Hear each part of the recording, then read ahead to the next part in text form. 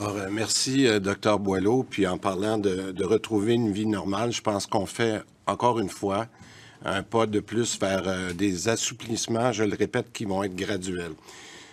Mais je sais que quand je veux parler du passeport vaccinal, qu'il y a beaucoup de Québécois qui apprécient le sentiment de protection du passeport vaccinal. Puis je pense que c'est important d'en parler.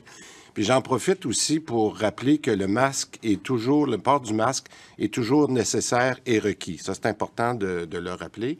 Mais nous sommes quand même rendus à une étape où l'utilité du passeport est de moins en moins nécessaire dans le contexte actuel que le docteur Boileau vient de décrire. On est donc rendu, selon nous, à l'étape de le retirer graduellement. Et je veux rappeler que le passeport vaccinal, il est approprié, il est avec nous depuis déjà plus de 150 jours. Et il a montré son utilité, parce que souvent on s'était fait questionner, mais il faut se rappeler qu'il a servi pour le passeport pour les voyages, entre autres internationaux. Il a permis d'empêcher des éclosions dans certains lieux publics. On peut penser particulièrement aux services non essentiels comme les restaurants. Il a permis de protéger les personnes non vaccinées, parce qu'en diminuant leurs contacts, il a permis de protéger le réseau de la santé. Ça a incité, selon nos calculs, près de 600 000 personnes qui, au 1er septembre, n'étaient pas vaccinées et qui ont décidé par la suite de prendre le passeport vaccinal. Et ça, j'exclus les 5-11 ans.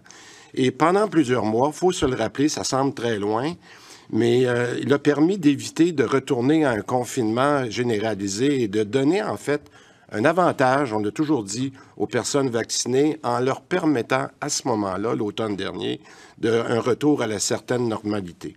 Donc, le passeport vaccinal a servi nos objectifs qu'on s'était donnés à la fin de l'été 2021, soit de protéger les Québécois ainsi que notre réseau de santé et de permettre, comme j'ai mentionné, un retour à une certaine normalité. Maintenant que notre réseau commence à prendre, notre réseau de santé à prendre de bons signes positifs, mais il faut tenir compte, comme on l'a dit, de la situation épidémiologique et dont l'avancée de Omicron. Parce que, comme l'a dit le docteur Boileau, non seulement on a des bons taux de vaccination, mais je le répète, il y a plus de 25 de la population qui a contracté Omicron au cours des 2 derniers mois. Et ça, lorsqu'on le combine avec nos hauts taux de vaccination, nous permet de prendre ces décisions-là.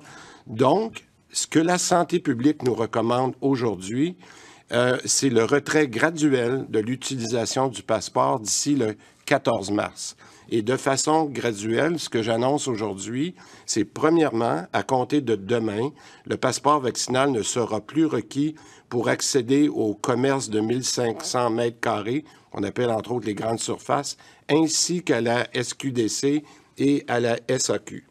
Dans une deuxième étape, à partir du 21 février, le passeport vaccinal ne sera plus requis pour les lieux de culte, funérailles et condoléances.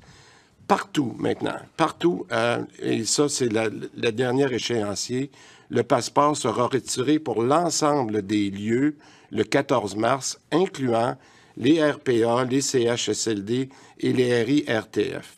Cette dernière étape-là qu'on annonce aujourd'hui concorde aussi, et c'est très important, avec l'arrivée de plus en plus importante de Paxlovid, qui est le Pfizer, l'antiviral de Pfizer, qui peut servir aussi à guérir les gens. Donc, ce qu'on donne, on se donne les moyens de guérir les personnes qui sont plus à risque avec l'antiviral, mais aussi de protéger notre système de santé.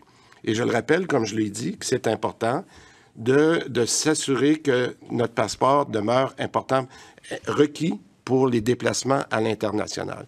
Donc, en conclusion, je pense que tout le monde a bien compris et a bien réalisé au cours de la dernière année que le passeport vaccinal a été un outil important dans notre arsenal contre la pandémie.